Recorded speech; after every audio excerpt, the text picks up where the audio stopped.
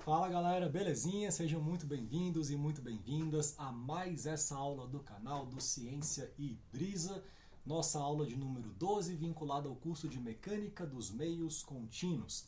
Bom, eu tenho muita coisa para falar na aula de hoje, assim, vai ser uma aula talvez um pouco densa do ponto de vista matemático, vai ser bem naquela estrutura de teorema e demonstração, tá? Então, eu tenho uma ideia, né, um conceito que eu acho que é muito bonito e eu queria mostrar essa ideia para vocês, mas para que a gente consiga perceber assim a beleza dessa ideia, eu acho que é importante que a gente entenda a rota que nos leva até essa ideia. Eu costumo dizer que as demonstrações mais bonitas são aquelas em que a gente vai usando uma série de questões muito fundamentais e de repente conectando logicamente esses conceitos fundamentais, a gente de repente constrói conceitos muito menos intuitivos e às vezes muito mais assim surpreendentes partindo deles, né? E quando isso acontece, eu acho que tem uma beleza inata, assim. Então, eu acho que esse curso de mecânica dos meios contínuos, ele tem um aspecto que é muito interessante, que é justamente essa ideia de começar com coisas muito simples, muito fundamentais e generalizando as conclusões que a gente pode extrair a partir de elementos de ideias, de abstrações mais simples, tá?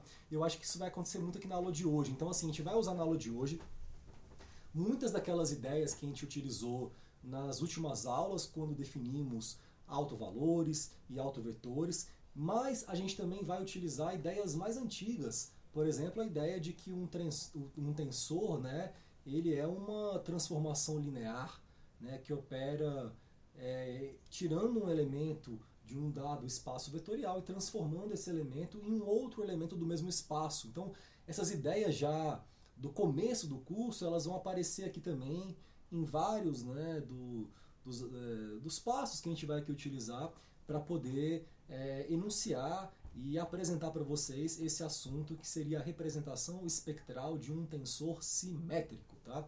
Então, tensores simétricos, eles são muito frequentes na mecânica dos meios contínuos. Eles aparecem, né, nos modelos constitutivos clássicos de fluidos newtonianos, de sólidos elásticos, isotrópicos. Então, a simetria de um tensor de tensões é inclusive uma característica muito bonita, que a gente consegue inclusive demonstrar esse contexto quando a gente aplica o princípio de balanço de momento angular para uma partícula fluida infinitesimal, para uma partícula contínua infinitesimal. A gente vai mostrar aqui nesse curso, por exemplo, que alguns tipos de materiais, por exemplo, fluidos magnéticos são uma classe interessante, que tem já na sua constituição interna alguma densidade interna de torques, porque na microestrutura existe algum tipo de tendência ou predileção à rotação de elementos ali numa direção preferencial. Esse é o caso de fluidos magnéticos. Quando isso acontece, a consequência que a gente vai obter e provar matematicamente é que isso quebra a simetria na distribuição de tensão no material. Então, na verdade, assim, já espera-se que as distribuições de tensão em pontos materiais contínuos sejam, na maioria dos casos, simétricas. Então, o tensor simétrico ele é uma quantidade particular desse universo de entidades matemáticas, né, que são os tensores, que ele tem as suas características, as suas peculiaridades, né, e a aula de hoje assim, a gente vai mostrar como a gente pode representar um tensor simétrico de um jeito muito interessante, muito diferentão, muito bonito, que a gente chama de representação espectral de um tensor simétrico. Mas, para apresentar essa ideia, eu vou precisar aqui então demonstrar, enunciar, falar de alguns teoremas, para a gente poder ir organizando as ideias e formulando entendimentos bem claros assim, sobre esse assunto. Tá? Então o teorema 1 ele diz o seguinte, que se A é um tensor simétrico, então as três raízes da equação característica de A são reais. Consequentemente, A possui três autovalores não necessariamente distintos. Então vamos pegar aqui, vamos sublinhar algumas informações que são aqui colocadas nesse teorema, né? Então, na condição em que A é simétrico, isso é uma particularidade para tensores simétricos. Então a gente tem três raízes da equação característica de A. Né? Essa equação característica, a gente monta ela det de A menos lambda i, tá horrível a minha letra, mas enfim, igual a zero. Isso vai levar a uma equação de terceiro grau, né, para a gente determinar quem seriam esses coeficientes lambda, esses caras são os autovalores do tensor A, e na verdade, quando a gente escreve, abre esse determinante, a gente consegue expressar isso daí em termos dos invariantes desse tensor, né? Então, essa equação é um polinômio de terceiro grau, então vai ter 3 raízes. Agora, nesse contexto de tensor simétrico, o que o teorema 1 está falando é um caso particular, que essas 3 raízes desse polinômio característico são reais. Porque, na verdade, pela natureza, né, das equações de segundo grau, e uma equação de terceiro grau a gente pode fatorar. Então, na verdade, uma equação de terceiro grau ela pode ser construída, né, em termos de uma equação de segundo grau. E a gente sabe que as raízes de uma equação de segundo grau elas têm aquela coisa do mais ou menos raiz de delta, do Bhaskara, e aquele delta pode ser negativo. Então, eu posso ter uma raiz do número negativo, eu posso ter raízes imaginárias assim, né, nessa minha equação de terceiro grau. E quando tem, elas aparecem aos pares. É o conjugado e tal. Então, assim, quem sabe que pelo menos uma raiz tem que ser real, né? Porque as complexas, quando tem, aparecem em termos do conjugado e tal, do seu oposto ali, com sinalzinho, então vem aos pares. Agora, se o A for simétrico, o que eu estou falando é que essas 3 raízes são reais. Consequentemente, né, como as raízes da equação característica representam os autovalores de A, a consequência é que A possui 3 autovalores que não necessariamente serão distintos. Então, assim, você fala, pô, um teorema super matemático e tal, o que isso me interessa, cara? Eu sou engenheiro, eu sou um cara da mecânica dos meios contínuos, eu não quero saber de matemática. Mas vocês vão ver que essa construção toda, ela vai levar a gente por caminhos bem interessantes, assim, tá? Então a demonstração é a seguinte, deixa eu dar um zoom aqui. Ou não, deixar aqui mais ou menos, está ótimo. Eu vou usar o modo de leitura com o meu modo de circular palavras aqui, tá? Eu prefiro essa coisa aqui. Então, como pelo menos uma raiz, como eu falei, tem que ser real, então pelo menos uma raiz, se bem que eu mudei de ideia, tem que ser real, a gente vai chamar essa raiz de lambda 1. E o autovetor correspondente vai ser o famoso V1, tá? Então, lambda 1 autovalor, V1 autovetor. Então, se V1i representa as componentes de V1, então eu poderia montar a minha equação que vai relacionar os autovalores com os autovetores de A da seguinte forma. A escalar V igual a lambda V. Essa é a definição, né, de autovetor. E, mais do que isso, essa equação poderia ser expressa em notação indicial dessa forma aqui. A e J, V1J igual a lambda V1i. Então vamos olhar aqui os índices, vamos entender o que está acontecendo, né? Aqui é A escalar V. Repare que J e J são os índices que vêm juntinhos. E 1 é só para falar que, na verdade, a variável é V1, tá? Porque eu chamei de V1 aqui, ó, o meu autovetor, tá? Então esse 1 é só para... tá junto com V, não tem nada a ver com índice mesmo, tá? Então é J esse cara.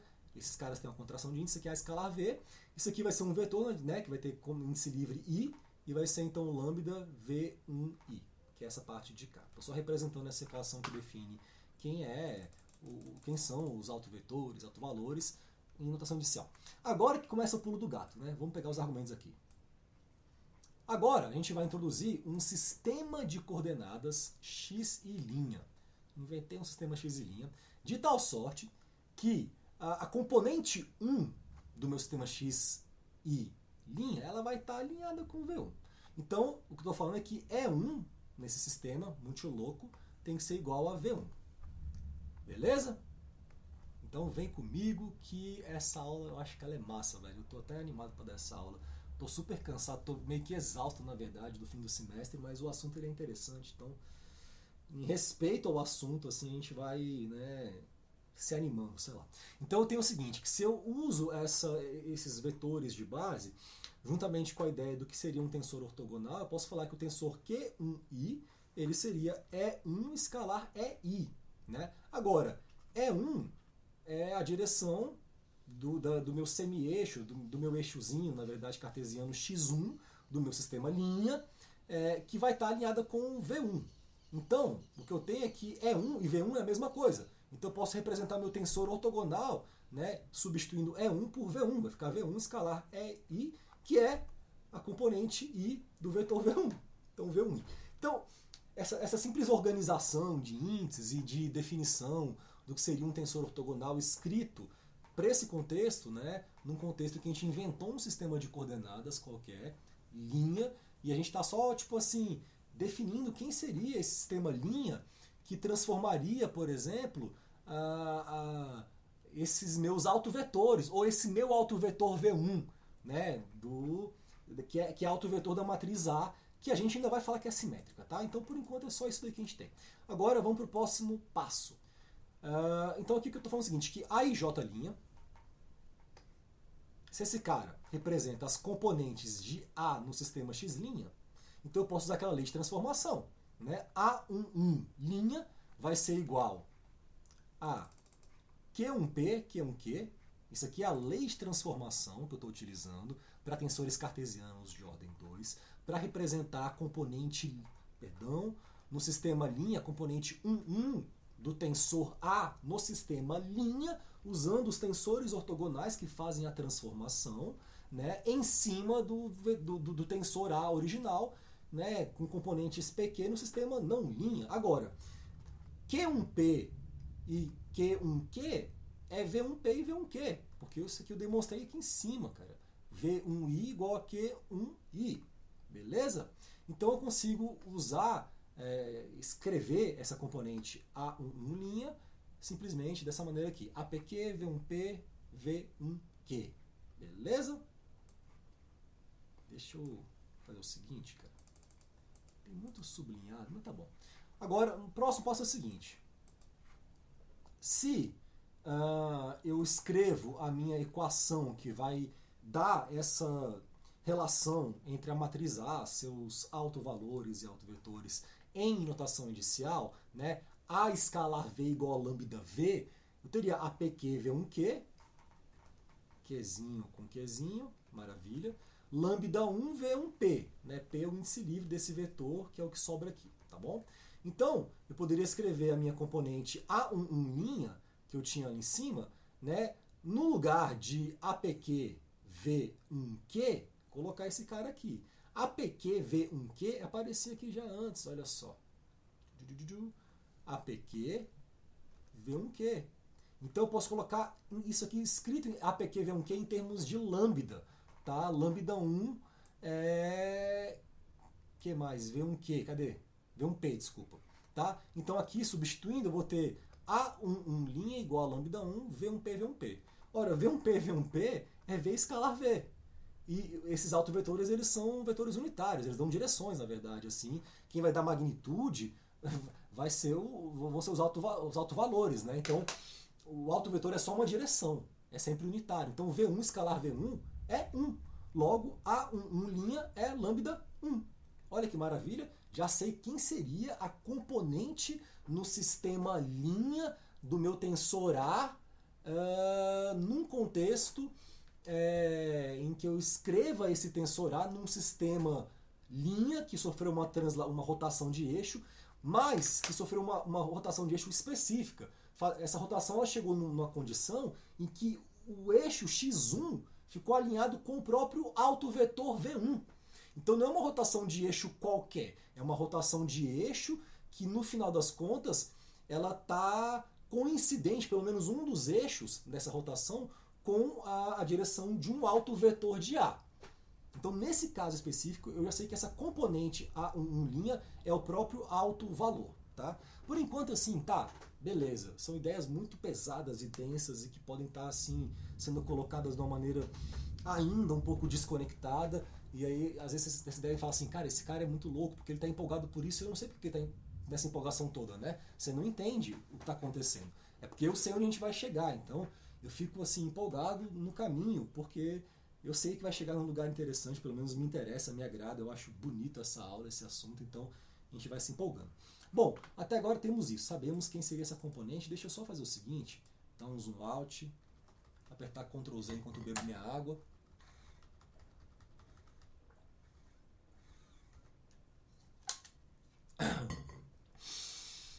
E lubrifico minha garganta, assim, que já falou bastante hoje, já dei aula de manhã, estou dando aula de novo, estou cansado, mas vamos lá. Então chegamos aqui. Nosso próximo passo é o seguinte, Se a gente fosse computar uma outra componente, em vez de A1, vamos pegar esse cara aqui, A12. Então, a canetinha, pá, cadê? Aqui.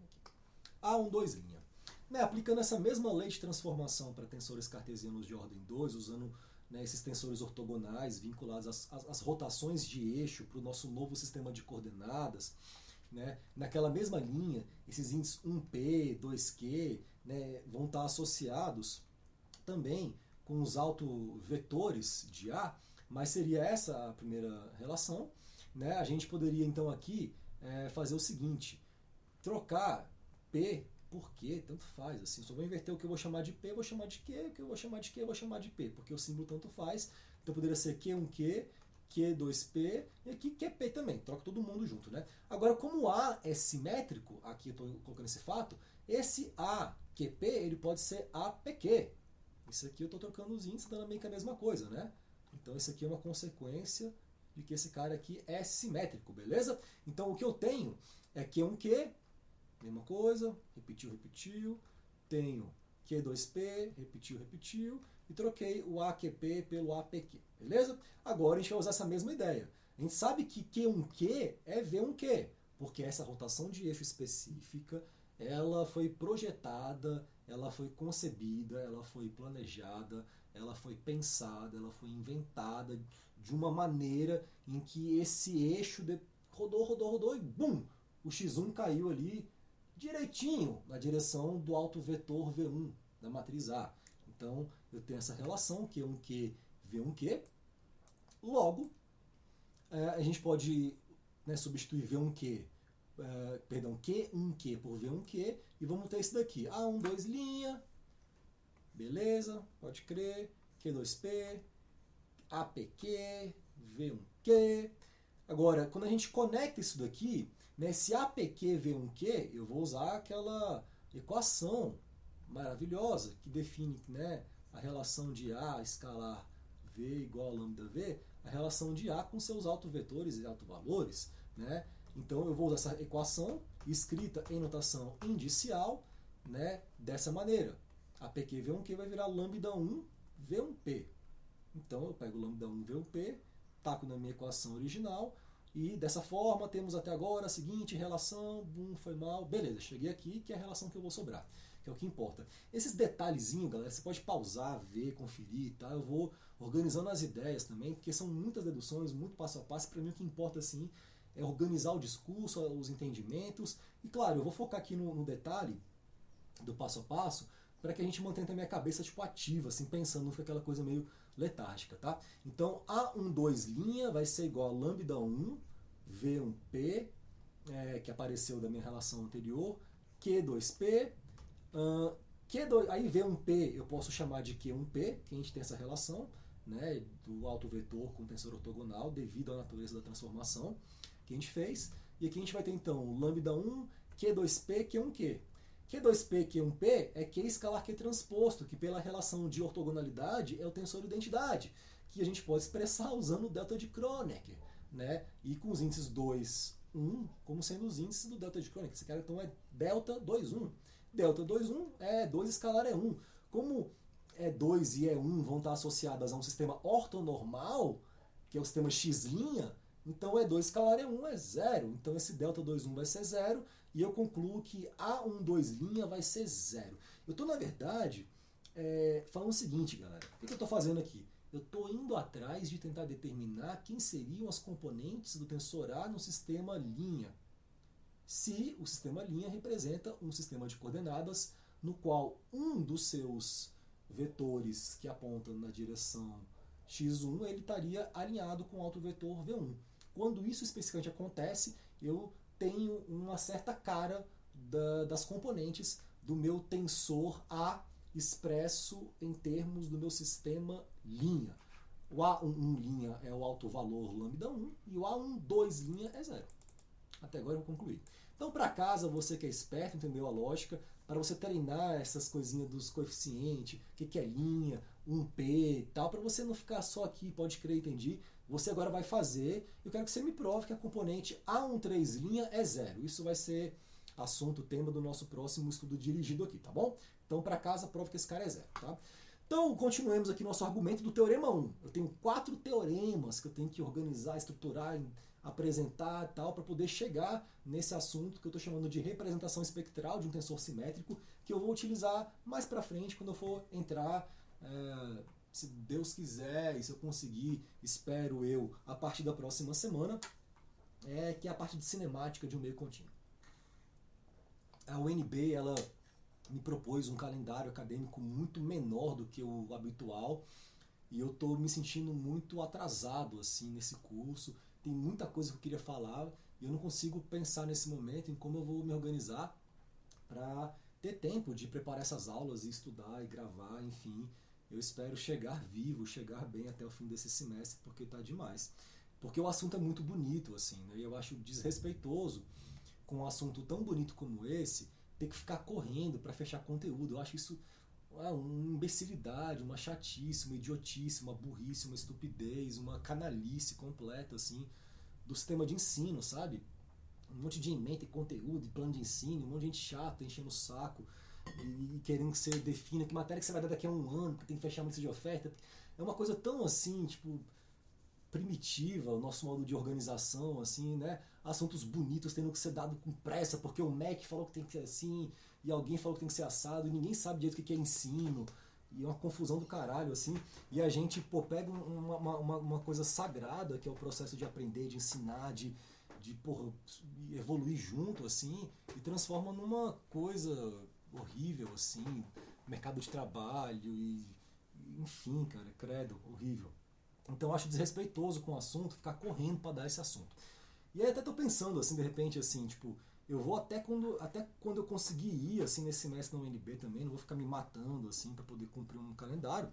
E se, sei lá, acabou o calendário acadêmico da UNB, não fechei o conteúdo, e eu tô animado, tô achando interessante, eu continuo gravando nas férias, assim, para fechar aqui no canal, para ter uma coisa, assim, coesa, com início, meio, fim, assim, porque isso aqui, no fundo, cara, gravar um curso desse e tal é uma dedicação gigantesca, assim, né? E só faz quem acredita que as coisas têm propósito, assim, que é o meu caso, né?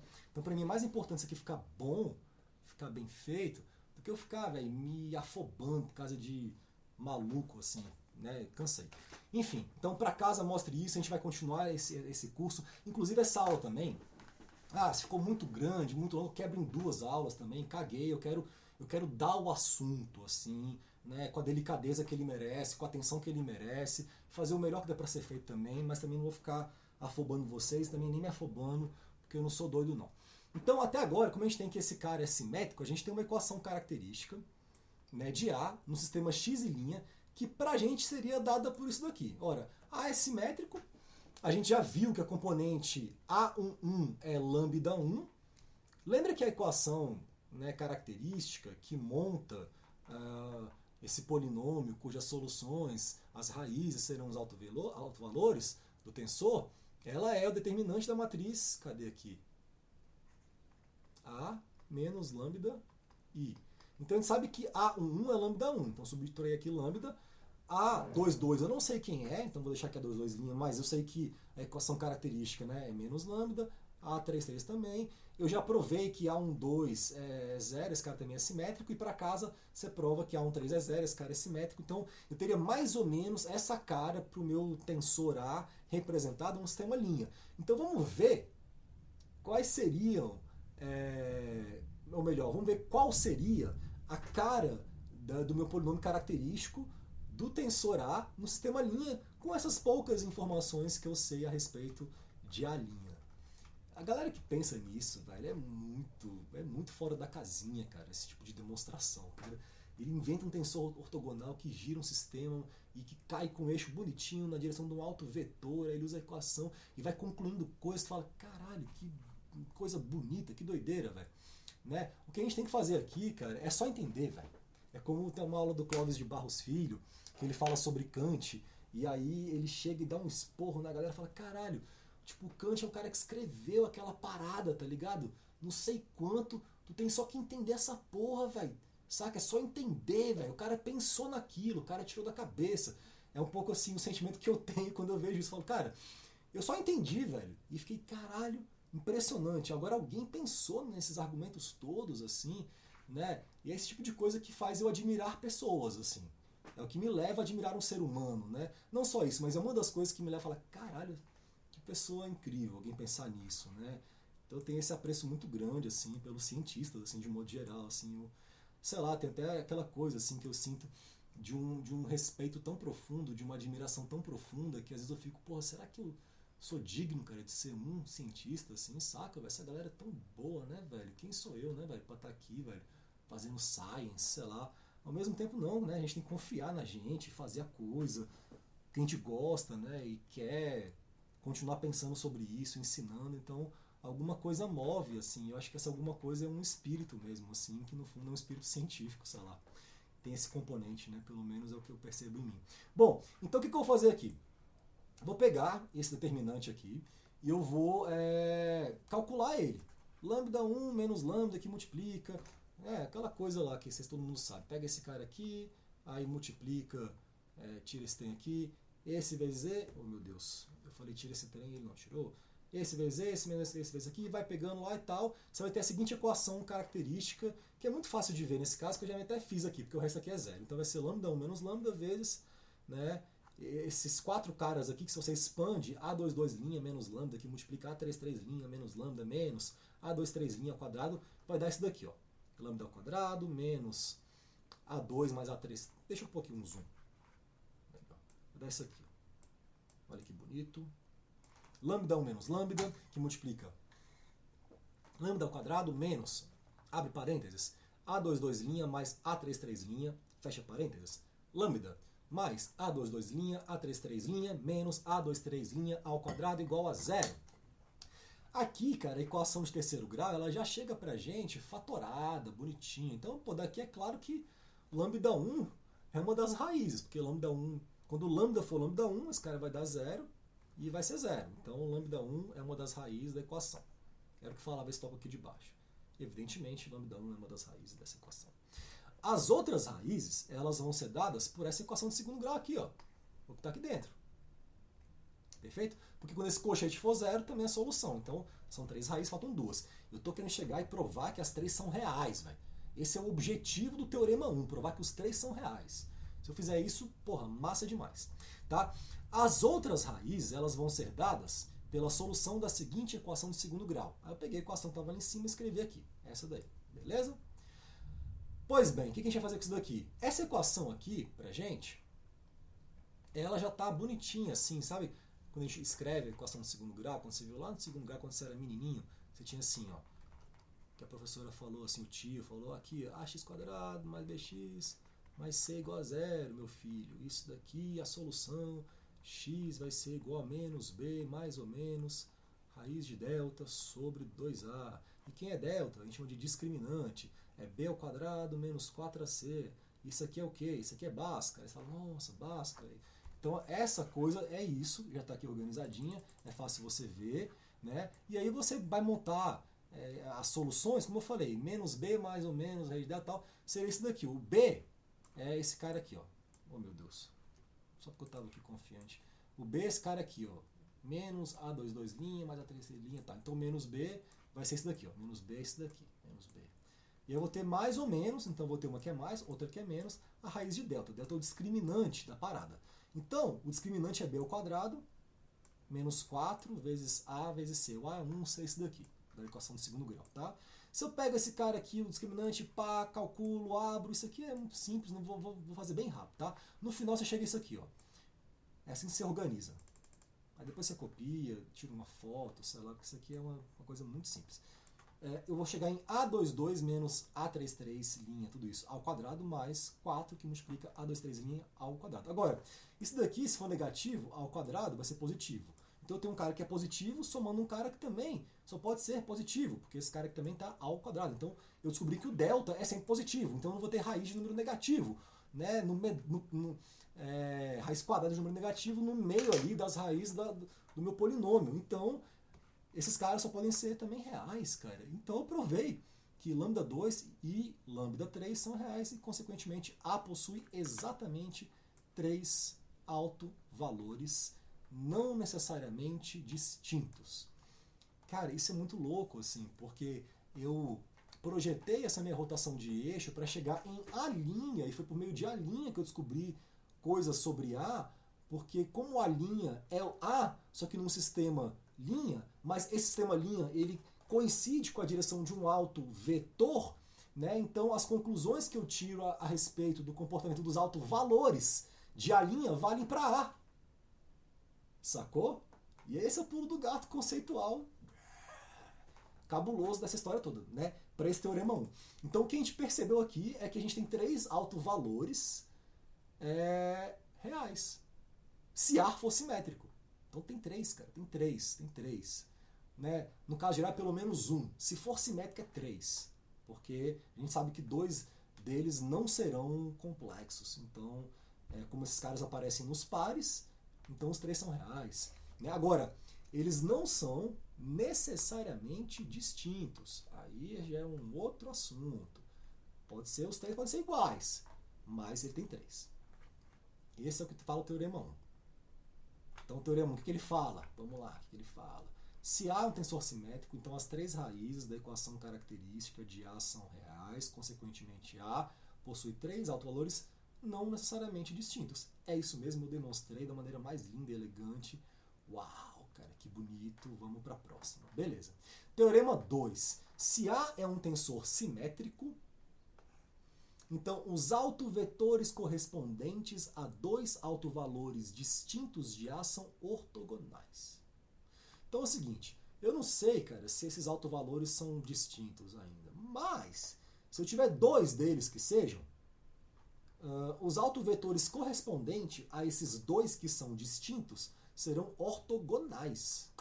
Agora eu estou falando uma coisa mais cabulosa ainda. Eu estou definindo características a respeito das relações entre direções dos autovetores correspondentes a esses 2 possíveis autovalores distintos do meu tensor simétrico. E estou falando que esses caras são ortogonais. Já provei que são 3. Agora eu quero ver se eles são ortogonais ou não. Ó, a ideia que eu estou querendo colocar aqui, começar a fazer vocês sentirem, é que talvez exista uma base ortonormal formada pelos autovetores de um tensor simétrico. E se tem uma base ortonormal, eu posso escrever qualquer coisa em termos dessa base. Só que não é uma base qualquer, é uma base de autovetores. É uma base de uma galera específica. E é uma galera específica vinculada a um tensor que também não é qualquer, é um tensor específico, que é o tensor simétrico. Então talvez tenham formas muito bonitas da gente representar em outros sistemas de base tensores simétricos, cara. Isso vai ter correspondência com questão, inclusive, física, de deformação, estiramento. É muito legal isso aqui. Então vamos demonstrar aqui o teorema 2. Eu quero só ver quanto tempo que eu estou aqui falando já. Meia hora. Dá para falar mais um tempo também, então, ainda. Massa. Então, a demonstração é a seguinte. Deixa eu dar um zoom aqui. Dá um zoom, que fica mais bonito. A gente sabe que A escalar V1 é igual a lambda 1 V1. Relação ali, padrãozão, autovetor, autovalor e tal. A gente sabe que A escalar V2 é lambda 2 V2. Né? Eu tenho 2 autovalores, lambda 1 lambda 2, e 2 autovetores respectivos correspondentes V1 V2. Beleza? Então, essas relações aqui, se eu pego, por exemplo, A escalar V1 e multiplico escalar V2, eu vou estar pegando esse cara aqui, que é A escalar V1, e multiplicando escalarmente por V2. Lambda 1, V1 escalar V2. Perfeito? Agora, isso daqui, se o meu A for simétrico, esse A escalar V1 escalar V2, eu posso trocar V1 por A e pôr aqui A transposto. Tá? Então essa aqui é uma identidade que vocês podem provar em casa para tensor simétrico, que eu posso brincar com essa ordenzinha aqui dos índices. Tá? Então esse cara aqui, V1 escalar A transposto V2, isso aqui é a projeção das componentes de A nas direções dos eixos V1 e V2. Né? Então esse cara aqui, como é que a gente pode escrever ele? Né? A gente pode, se o A transposto for igual a A, ou seja, se A for simétrico, então aqui eu já posso pegar no lugar de A transposto, deixa o próprio A, e escrever essa equação como sendo lambda 1, V1 escalar V2, igual a V1 escalar A escalar V2. Perfeito? A escalar V2, quem é? É lambda 2, V2. E lambda 2 é um escalar. Então eu posso pôr ele aqui e vai ficar lambda 2 que multiplica V1 escalar V2. Né? V1 escalar V2, olha que coisa maravilhosa. Então até agora o que temos é o seguinte. V1 escalar V2, que multiplica lambda 1 menos lambda 2 igual a zero. Isso aqui é a equação que está aqui em cima. Ó. Cadê? Lambda 2 que multiplica V1 escalar V2. E do lado de cá eu tenho a mesma coisa, que foi quando eu parti, só que de lambda 1. Então eu posso pôr V1 escalar V2 em evidência, e eu vou ter a equação V1 escalar V2 que multiplica lambda 1 menos lambda 2. Agora, a gente assumiu no primeiro momento que lambda 1 e lambda 2 eram diferentes, eram distintos. Então, se esses caras são distintos, esse cara aqui não pode ser zero. Opa, porque esse aqui não pode ser zero. Eles são distintos. Então quem tem que ser zero é V1 escalar V2. Para V1 escalar V2 ser zero, esses caras têm que ser ortogonais entre si. Então a gente já provou a ortogonalidade entre esse par de autovetores. E é isso que falava basicamente o teorema, né? Então olha que doideira isso aqui. Vamos de novo, né, ver o que ele falava. Esse aqui a demonstração é bem mais simples, então o passo a passo, assim, o argumento ele é mais curto, mais direto. Mas se A é um tensor simétrico, então os autovetores correspondentes a dois autovalores distintos de A são ortogonais. Tá? A distinção entre lambda 1 e lambda 2 ela aparece aqui nessa equação aqui. Ó. Lambda 1 menos lambda 2 não é zero, porque eu assumi que eram distintos. E por isso, se são distintos, então esse cara tem que ser zero. Né? E aí, então, o V1 e o V2 são ortogonais. Tá? Então, se eu tivesse, assim, três autovalores distintos, eu teria três eixos ortogonais entre os meus autovetores. É isso. Já teria essa base. Tá? Perfeito. Aí vem o teorema 3 e fala assim, se ele for simétrico, esse cara, ele possui ao menos três autovetores ortogonais. Porque até aqui, até agora, o que a gente tem é o seguinte. Isso aqui é uma coisa que é sutil, cara, de você perceber. Deixa eu pôr aqui uma telinha branca. E vem no argumento. Curte só. Eu sei o seguinte, né? Teorema 1. Se A for igual a transposto, se esse cara for simétrico, então eu tenho assim, eu tenho três lambdas. Tenho três autovalores. Mas esses caras podem ser assim, né? Tipo, então 3 posso pôr assim, lambda 1, lambda 2, lambda 3. Agora, eu não sei se esses caras são distintos. Eu posso ter, sei lá, lambda 1 igual a lambda 2 igual a lambda 3. Eu posso ter os três diferente de lambda 2, diferente de lambda 3. Eu posso ter um lambda 1 igual a um lambda 2, mais esses caras, perdão, 2, mais diferente de lambda 3. Tem algumas possibilidades, tá? Só que se ele fosse simétrico, eu tenho os três, eles existem. Beleza? Agora, se eu tiver lambda 1 diferente de lambda 2, eu já provei que existe uma ortogonalidade entre V1, esse cara vai ser perpendicular a V2. Agora, se o meu V3, sei lá, for diferente, eu poderia ter um contexto, sei lá, vou ter esse daqui, ó, V1 para cá, V2 para cá, bonitinho, ortogonal, mas um V3, velho, que tipo, caguei, sei lá,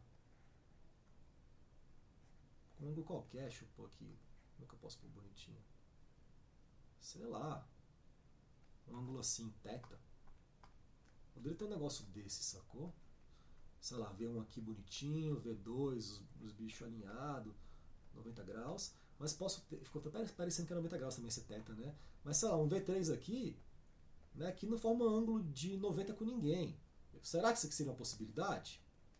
Essa distinção entre os três tem que acontecer para eu ter uma ortogonalidade entre esses três autovetores, né? Então, vamos tentar investigar isso um pouco melhor, e agora vem o teorema 3 que vai falar um pouco mais sobre isso pra gente. Você veja assim, o rigor da coisa, né? Você tem que demonstrar o passo a passo, assim, para aquela tua conclusão ter um peso, um valor, uma importância, assim, né, velho?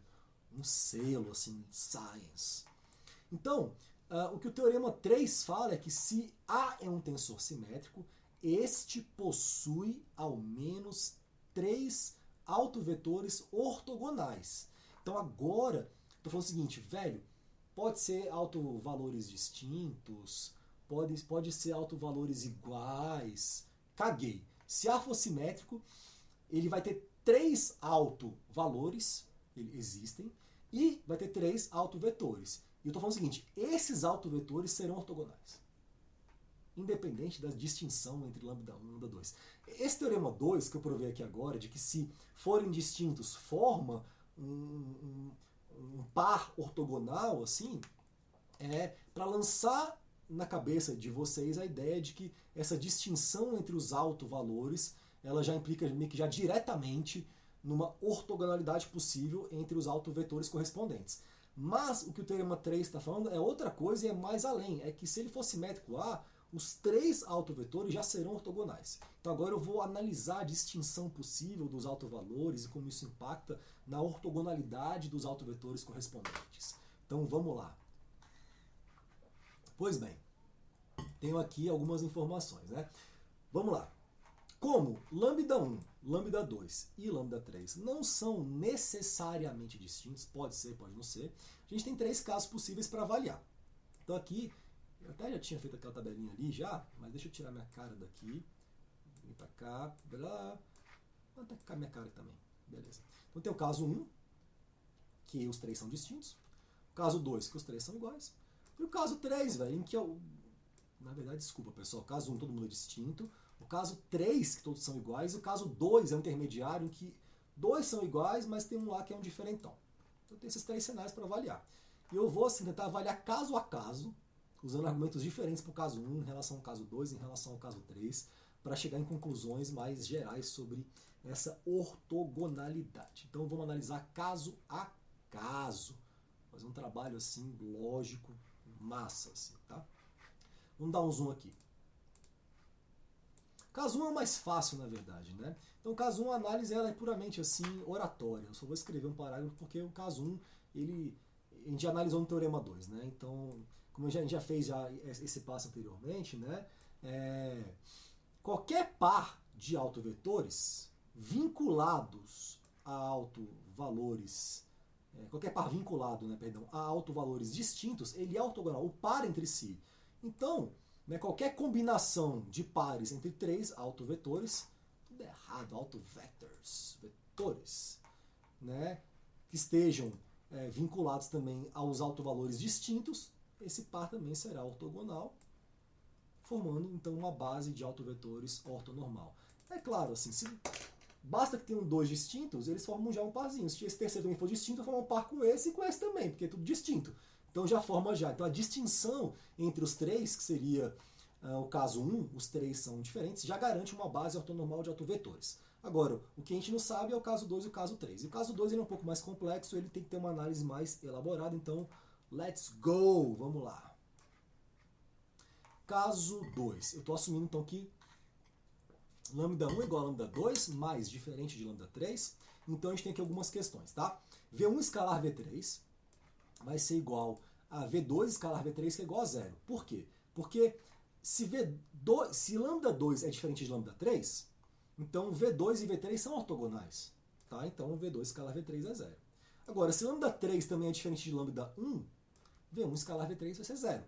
Então eu estou usando essa combinação para tirar conclusões a respeito, né, das relações entre esses caras. Então esse aqui V3 é ortogonal a V1 e V2 porque ele é o diferentão. Tá?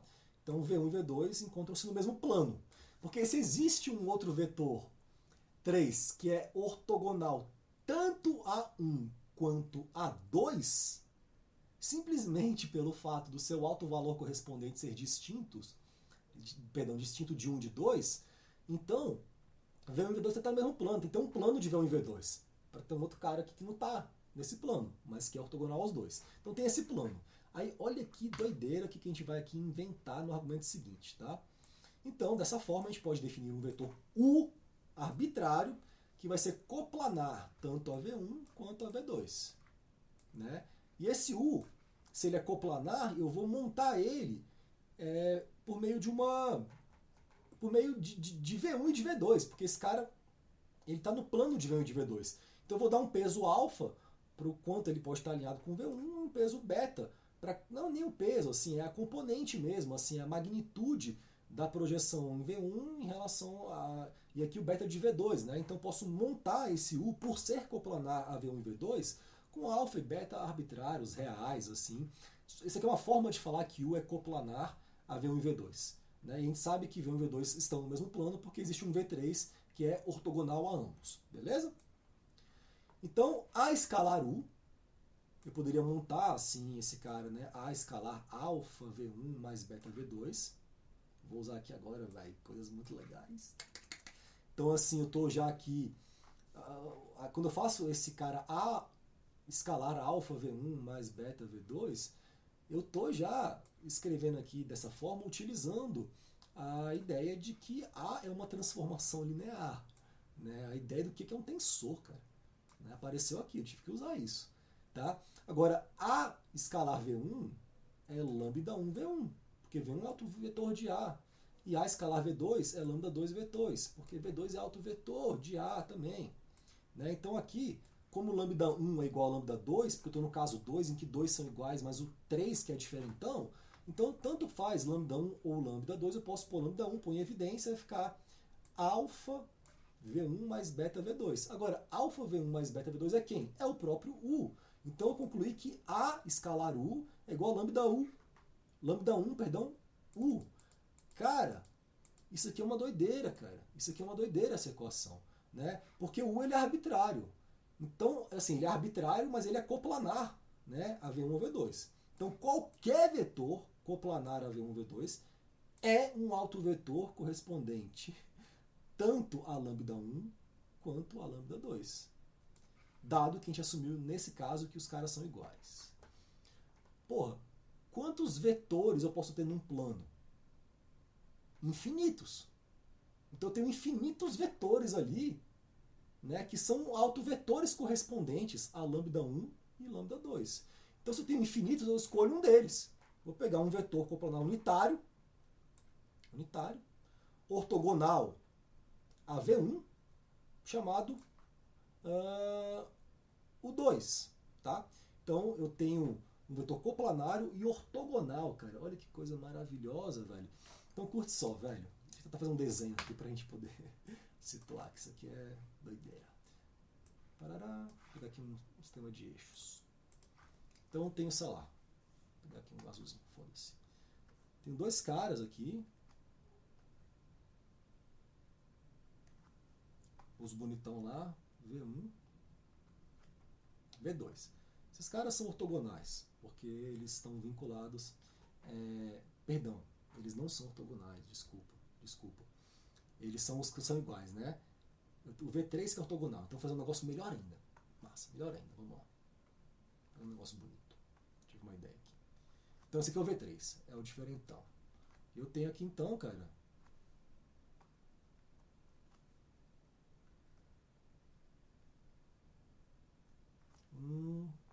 V1, que eu sei que tem que ser ortogonal a V3, e um V2, que também é ortogonal a V3. Então aqui, ó, 90 graus, né? Pá, e aqui também você tem 90 graus também, tá? Agora, aqui entre V1 e V2, sei lá, não faço a menor ideia. Mas esses caras aqui estão tipo num plano. Tá desenhando um plano aqui. Plano, very crazy. Isso aqui é um plano que eles estão, né? E é normal, é V3. Aqui nesse plano, eu inventei um vetor U, sei lá, que pode ter qualquer direção. U está aqui, por enquanto. É arbitrário. Pode estar aqui, pode estar aqui, pode estar aqui alinhado, ele pode estar em qualquer lugar. U, não sei. Parará, U. O rosinha é U. Beleza? Agora o que eu descobri até aqui foi que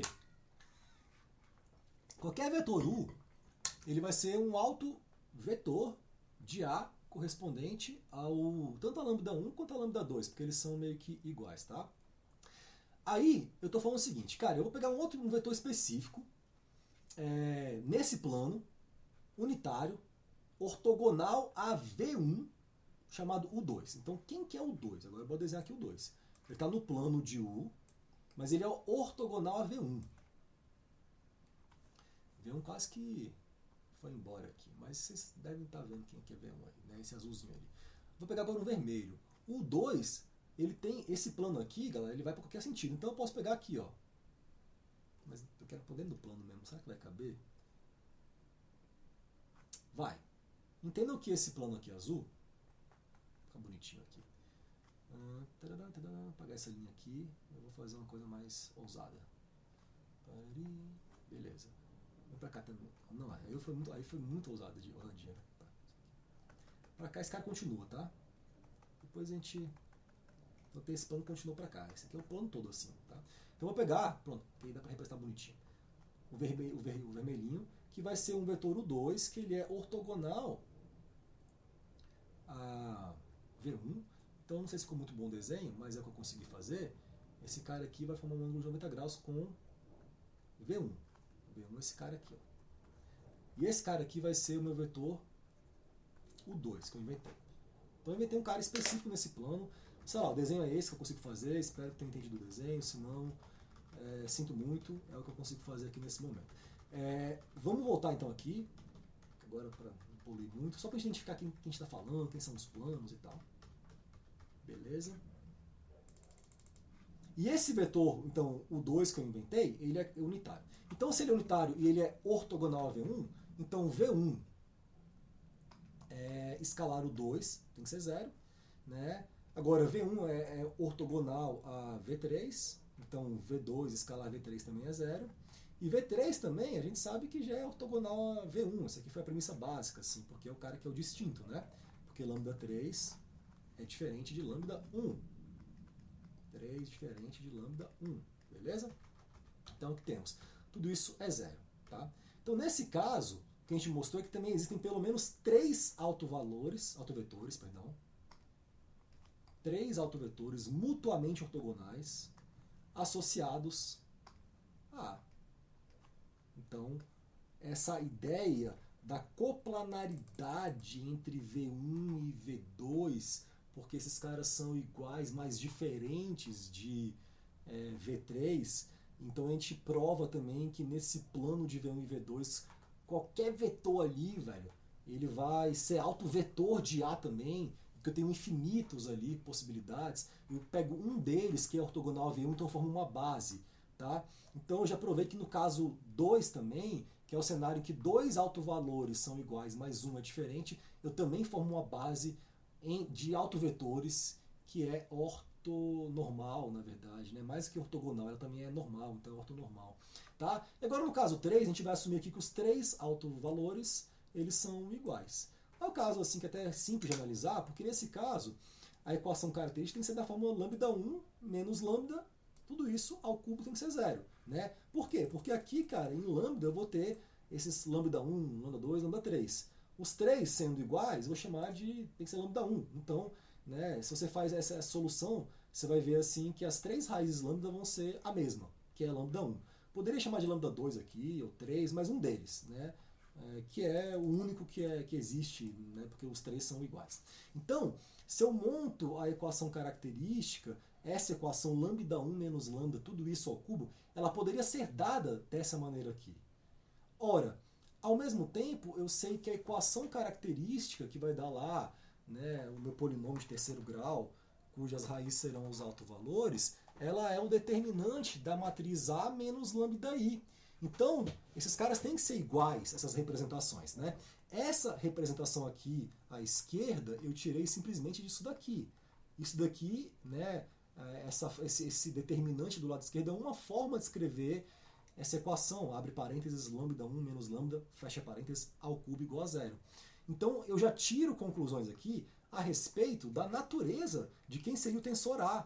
Só de cara, assim. Então eu concluo que as componentes diagonais elas vão ser igual ao único valor dos 3 autovalores e o resto é 0.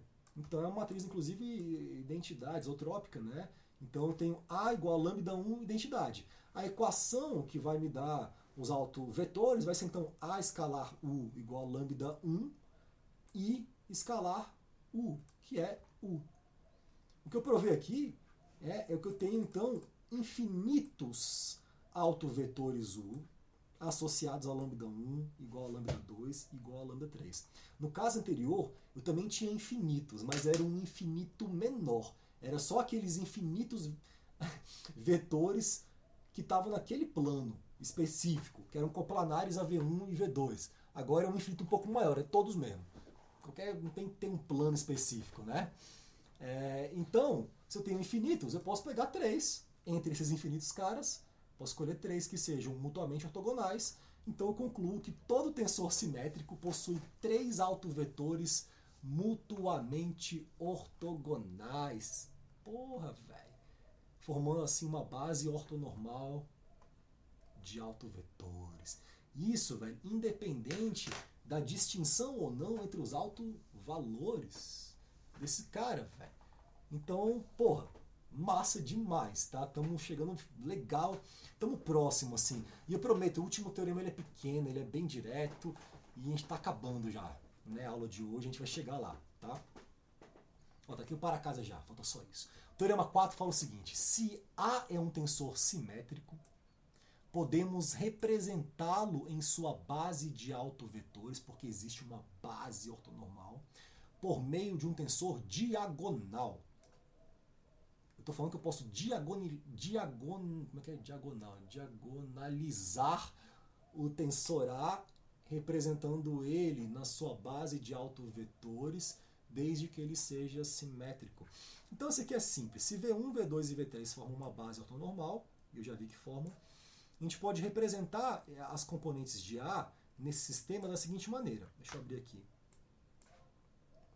Tô com uma sede, minha garrafa acabou, velho. Ah, não tem água aqui, eu acho que tem um pouquinho, acho que vai resolver.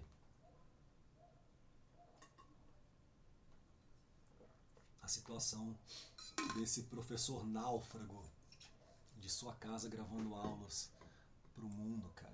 Que doideira. Então aqui a gente tem A11, né, a componente 11 nesse sistema, né, a componente do tensor A, linha 1, coluna 1, é escrita em termos dessa base ortonormal de autovetores de A, seria V1 escalar A escalar V1, essa projeção aqui da componente, né? Agora, A escalar V1 é lambda 1, V1. Então isso aqui vai dar V1 escalar V1, que é 1, lambda 1. A12, você vai ter então V1 escalar A escalar V2. Isso aqui são os componentes de A nesse sistema de coordenadas, tá? Um sistema de coordenadas, né, que são esses 3 eixos de autovetores de A, que formam uma base ortonormal, yes. Então aqui eu tenho V1 escalar, A escalar V2 é lambda 2 V2, tá? Então isso aqui vai dar V1 escalar V2 é 0, porque esse cara é ortonormal. Se você vai desenvolvendo lá todo mundo bonitinho, A13, A21, blá blá blá, você vai concluir uma coisa maravilhosa, que só as componentes da diagonal vão ser componentes não nulas, o resto é 0, né? E mais do que isso, cara, essas componentes são os próprios autovalores do tensor A. Então, cara, o tensor A, escrito na sua base ortonormal de autovetores, se ele for simétrico, ele é um tensor diagonal, cara. É isso daqui, ó, lambda 1, 2, eu achava que ia fazer uma elipse, mas eu não consigo fazer uma elipse diagonal, mas enfim, lambda 1, lambda 2, lambda 3, autovalores, o resto é 0, e eu poderia então representar esse cara da seguinte maneira: A vai ser igual a um somatório de K até 3, de lambda K, VK, VK, o que eu chamo de representação espectral de um tensor simétrico em sua base de autovetores, eixos principais de A, ou principal axis. Cara, isso aqui é uma coisa muito linda e muito bonita e muito interessante, assim, tá? Eu tô falando que desde que A seja simétrico, eu tenho uma forma tão simples de representar A, tão simples, que é um tensor diagonal, que é uma forma muito específica, quando A está sendo expresso com relação a um sistema de coordenadas específico formado pela base de autovetores. O que isso significa, velho? Existe uma forma de você olhar para A, uma forma de observar. Um sistema de coordenadas é uma forma de olhar para as coisas, é um referencial que olha para o espaço. né? Um espaço no qual os eventos acontecem, né? No qual o movimento de um meio contínuo se manifesta. Tem uma forma de você apontar a cabeça e olhar assim, que é nessa base de autovetores, em que você vai ver um cara, velho, muito bem comportado, muito organizado, um tensor diagonal, e sabe exatamente quem são as componentes desse cara, que são os autovalores de A, que são quantidades muito importantes para A, né? Não são quaisquer caras, são seus autovalores que dependem dos invariantes do tensor. Então o tensor simétrico, ele tem uma série de atributos, de características, de peculiaridades, de formas de representação que é única a esses caras. Então ser um tensor simétrico num contexto de mecânica dos meios contínuos já quer dizer alguma coisa específica sobre a natureza de quem é esse cara e sobre como ele se comporta dependendo de como você o observa. Saca? A gente vai ver na parte de cinemática e tal, a partir da próxima aula vai começar a construir um pouco dessa cinemática de um meio contínuo, que tem um tipo de deformação que o material pode sofrer, que a gente chama de three-axial stretch, né, estiramento triaxial, que é uma forma de você esticar o material, que a gente usa essa representação espectral de um tensor simétrico para identificar o quanto esse cara vai se esticar em cada direção.